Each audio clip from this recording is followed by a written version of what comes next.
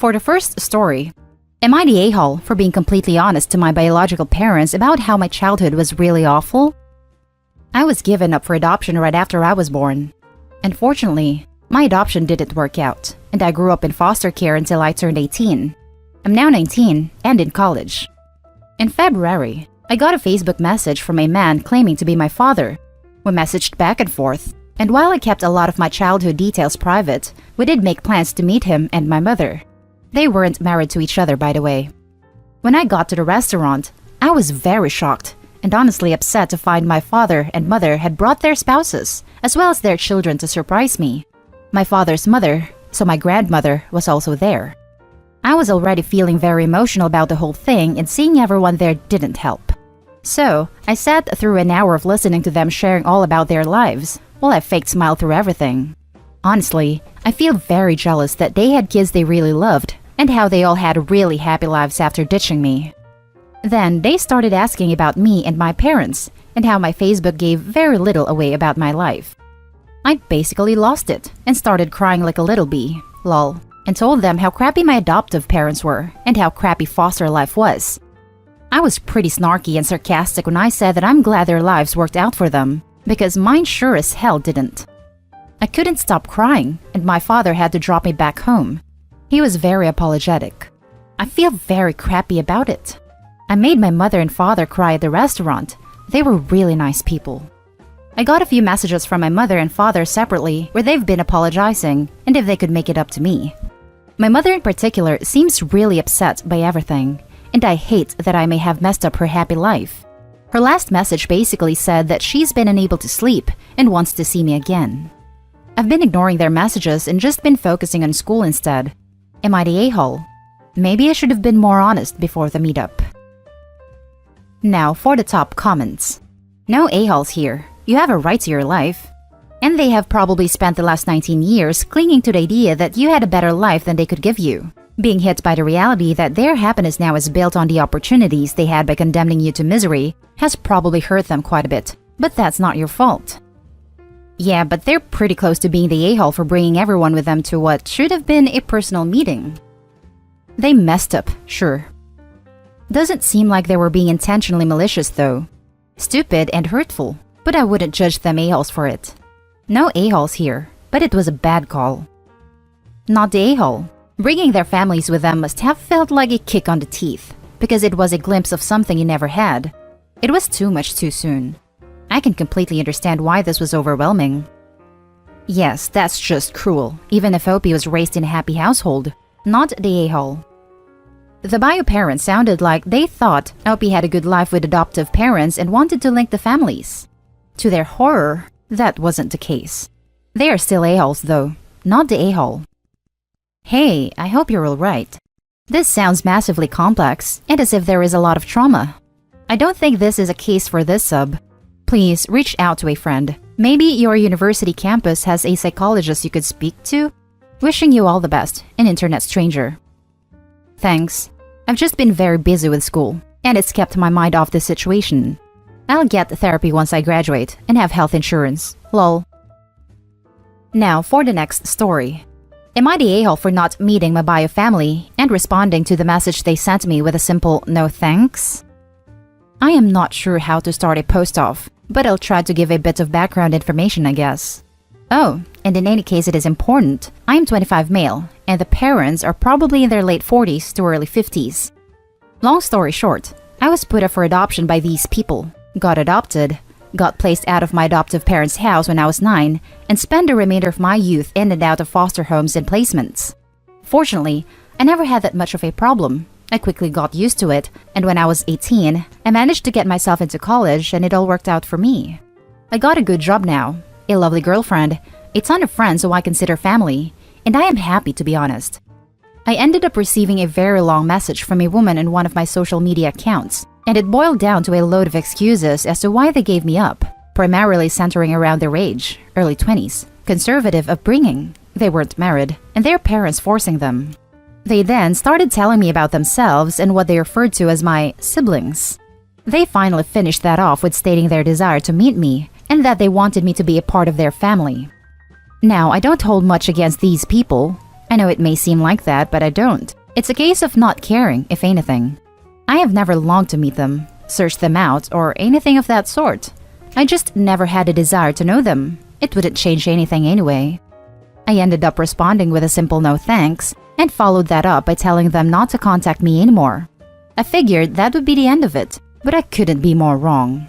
The following days, I started receiving messages from these siblings uttering their desire to meet me. When I told them the same, that turned into accusations of making their parents cry. I ended up blocking them all, which resulted in messages from their friends and new accounts, so I eventually just stopped using the account. It is obvious these people want to meet me and are hurt by my refusal, so am I the a-hole? Now for the top comments. Not the a-hole. It's your life and your decision. They give up all rights to you 25 years ago, and they don't automatically get a pass when they start feeling bad about it. It's your choice. That's the thing. I just don't care to meet them. They've showed you how right you are not to meet them by harassing you. If this keeps up, report them to the police and get a restraining order. You owe these people nothing. Best of luck in everything. Not the a-hole. Their attempted manipulation and intimidation to get you to meet them is a huge red flag. You're doing fine and are happy. I say no need to involve a bunch of family. Well, to be honest, I wasn't going to meet them, manipulation or not. I just wonder, what do they need for you? I mean, come on, it's not just a pure love for your blue eyes. Seeing how the whole pack is engaged and hyped, a lot of people putting too much effort. My bet is an organ donation or something material. I mean, I do have pretty sexy blue eyes though, so who knows? Now for the next story. Am I the a-hole for laughing in my stepsister's face when she showed up at my place and asking to stay for a while? This happened 3 weeks ago. I, 21 female, was home in my apartment that I share with my 2 closest friends when my stepsister, 19 female, showed up and asked if she could stay with us for a while. I laughed and told her no and closed the door. She ended up going to my dad and her mom's house where she told them everything, and they are pissed. They said it was reckless and cruel to turn her away without seeing that she was okay, and my dad said he was disappointed in me. I told him I did not want her anywhere she could steal or break something that didn't belong to her. He told me she hasn't done that in years, and I have no right to hold childhood mistakes against her. The last time she broke something that was mine was 2 years ago, when I went to stay for Christmas and she went into my room while I was taking a shower and took my phone, then broke said phone. I pointed this out to him, and he told me I can't stay mad at my sister. I told him I'm not mad at my sister because I don't have one, which he did not take great.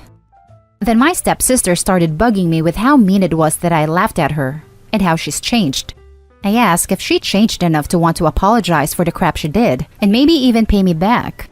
She said no, and she doesn't need to. I told her then she hasn't really changed.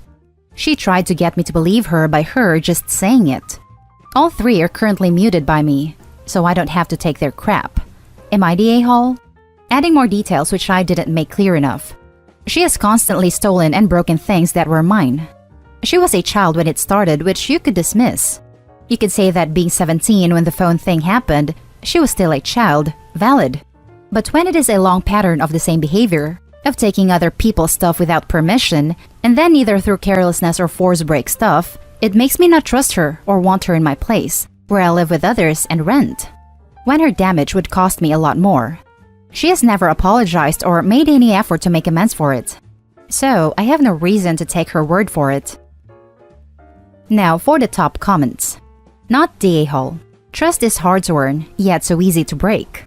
You could have handled it a bit better instead of just laughing in her face, but I agree with not letting her stay. She only says she's changed, but you haven't seen real evidence of it. Also, how do you break a phone that fast? Did she pick it up and started throwing it at walls? Was it a flip phone that she tried to close backwards? Did she try to use it to scrape ice off her windshield? Like, I'm extremely accident prone and drop things constantly. The only times I've broken a phone are dropped one into a mug of tea by accident, dropped one repeatedly over several years while it was in a case, dropped it face down onto gravel.